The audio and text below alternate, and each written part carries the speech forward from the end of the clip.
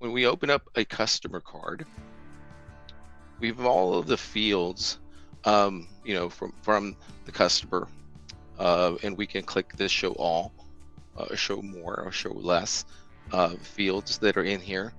Um, but sometimes, we're looking for a field, and we just don't know if it's um, if it's available for us to either add to this page, or perhaps add it to a document, or perhaps to add it to a list. We want to inspect this page. So the way to do that is there's two ways. They're using the keyboard. You would click on help, and you would go to um, help and support, and the inspect pages and data.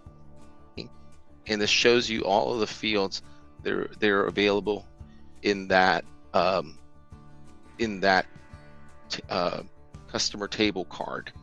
And you can also click on this search area, and you can type, and it'll bring up that that field, or all of the different fields that are available.